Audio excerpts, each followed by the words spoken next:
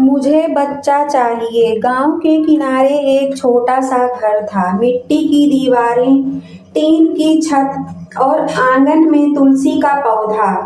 उसी घर में रहती थी सावित्री। शादी को पूरे 10 साल हो चुके थे, लेकिन उसकी गोद आज भी सूनी थी।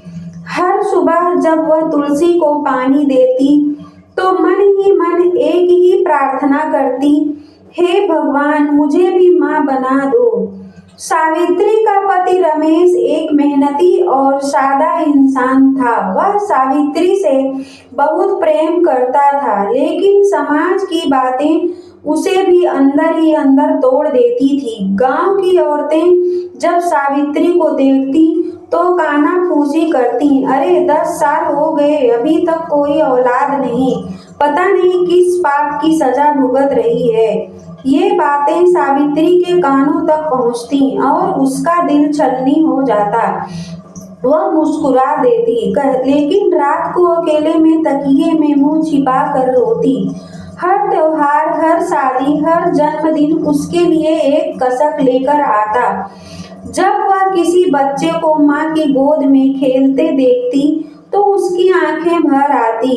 कई बार वह बच्चों के कपड़े सिलती और उन्हें देखकर सोचती, काश कोई इन्हें पहनने वाला मेरा भी होता।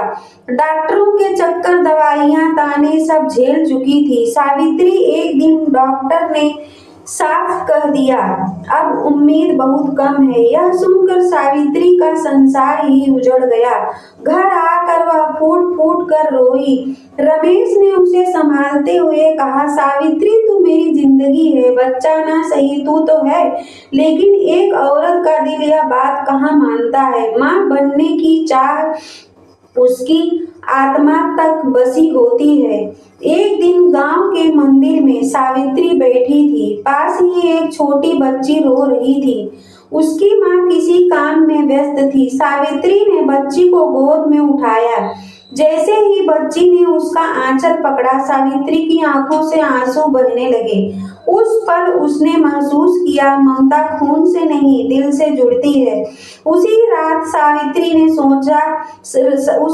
सावित्री ने रमेश से कहा, मुझे बच्चा चाहिए किसी भी तरह। अगर भगवान ने हमें अपना बच्चा नहीं दिया तो क्या हम किसी अनाथ बच्चे को अपना नहीं सकते। रमेश चुप रहा। समाज का डर, लोगों की बातें, सब उसके मन में घूम रहा था, लेकिन उसने सावित्री की आंखों में उम्मीद देखी। वह उम्मीद जो सालों से बुझती जा रही थी।